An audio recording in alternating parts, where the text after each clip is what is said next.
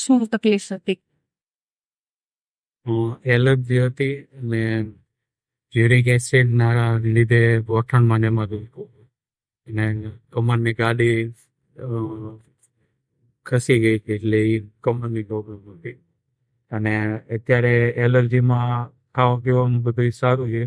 ખાવામાં મને ચણા, વરિયાળી, કેળા અને વિનેગર એવું નહોતું ખવાતું. એનાથી એલર્જી થઈ જાય. અને એક પરફ્યુમ અત્યારે એમાં અત્યારે સારું છે. ખાવ વય જ ગઈ છે. ને ગોઠણનું દુખાવાનું યુરિક એસિડના લીધે હતું એ અત્યારે સારું છે. અને આ જે એલર્જીની કમ્પ્લેન હતી કેટલા ટાઈમથી હતી? એ 2016 થી હતી અને ઘણી જગ્યાએ બતાવ્યું હતું, દવાઈ કરાવી હતી, ઇન્જેક્શન ને એવું બધું એલર્જીનું લેતું તો એ સારું નહોતું.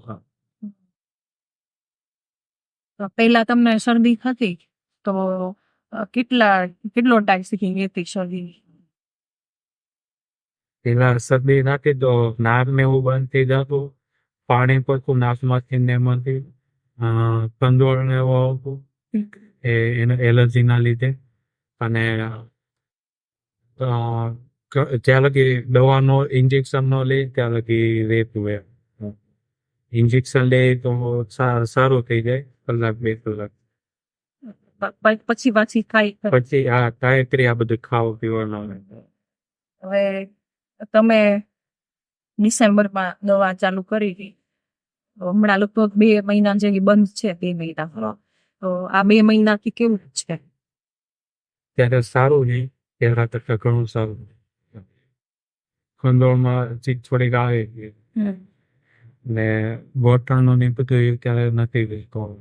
અને કંદોળ ને એવું થોડીક આવે ને, બાકી પાણી ને એવું બધું પડવાનું બંધ થઈ ગયું.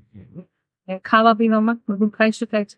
હા, ખાવા પીવાનું બધું ખવાય ને એક પરફ્યુમ હોય ત્યારે થોડુંક થાય છે નોર્મલ, બાકી બધું ઓકે છે. કોઈ દવા હવે નથી લેવી? ને